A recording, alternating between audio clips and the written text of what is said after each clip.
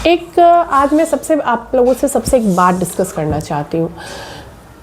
हम लोग सब वुमेन एम्पावरमेंट की बात करते हैं, मैं भी करती हूँ। बेसिकली मैं जो वर्क कर रही हूँ, जो काम कर रही हूँ, उसमें महिला सशक्तिकरण बहुत ही इम्पॉर्टेंट है।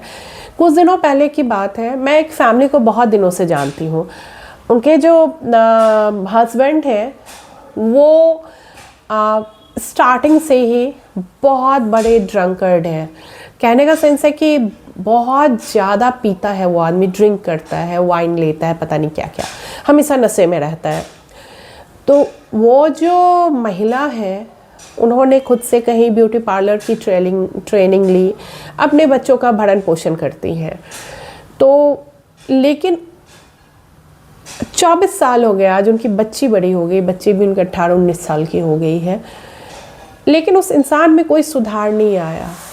इस समाज की एक जो कुरीति है, कुरीति जिसको कहते हैं, लोग क्या कहेंगे, ठीक है, उस चीज़ को उस महिला ने झेलते झेलते ज़िंदगी के इम्पॉर्टेंट 24 इयर्स निकाल दिए।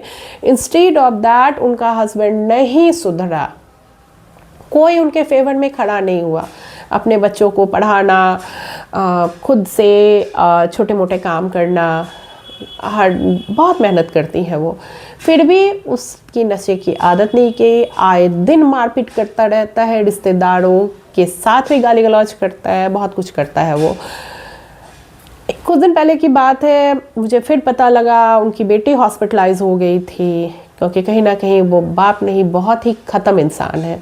उसकी गलत नज़र थी, उनकी बेटी डिप्रेशन में चली गई थी घर के उस हंगामा को देख के, बेटी हॉस्पिटलाइज हुई।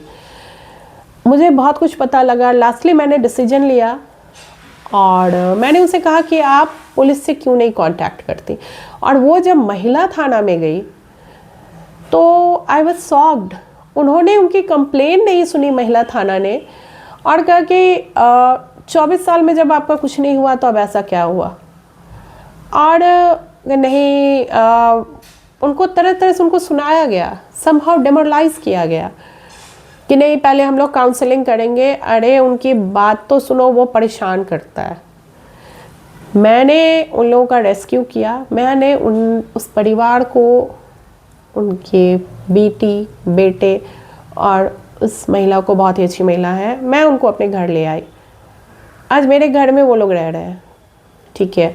अब वो इंसान क्या करता है, यहाँ आके ड्रिंक करके, यहाँ आके भी वो अपनी उल्टी सीधी हरकत करता है।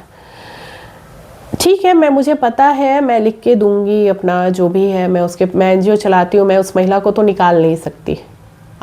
मुझे परेशान करने की वो कोशिश करता है और बदतमीजी इस तरीके से उसकी हद तक बढ़ती जा रही है कि कुछ कहने लायक नहीं, ठीक है।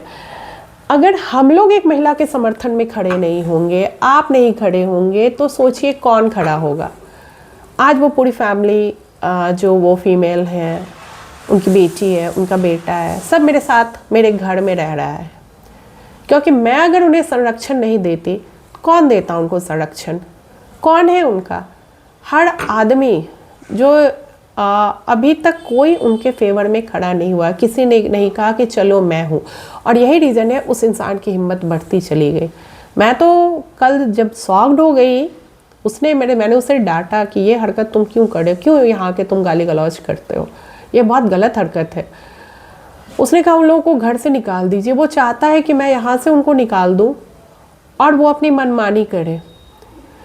उसकी इतनी हिम्मत नहीं बढ़ती। अगर महिला थाना ने, उस जो भी महिला सो कॉल्ड इंस्पेक्टर थी, अगर उन्होंने सही से उनकी बात सुनी होती, लोग अपनी प्रोटेक्शन के लिए कहाँ जाएंगे, मेरी समझ में ये नहीं आता। वो आज के डेट में टेंशन में है कि मैं करूँ क्या, मैं तो कंप्लेन करने के लिए गई।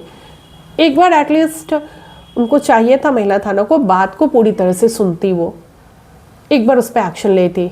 तो प्रूफ लाइए, आपको उनके साथ रहना होगा। अरे पिछले 24 साल से रह रही है, जैसे तैसे ज़िंदगी काट रही थी, कोई उनके फेवर में नहीं आया।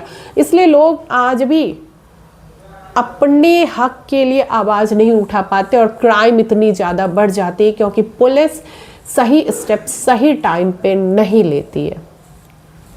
सो प्लीज़ मैं रिक्वेस्ट करती हूँ महिला थाना से, स्पेशली पुलिस डिपार्टमेंट से, कि प्लीज़ जो भी अगर आपके पास कोई अपनी बात लेके जाए, आप उनको सुनिए, उसके बाद आपको जो डिसीजन लगे आप वो लीजिए।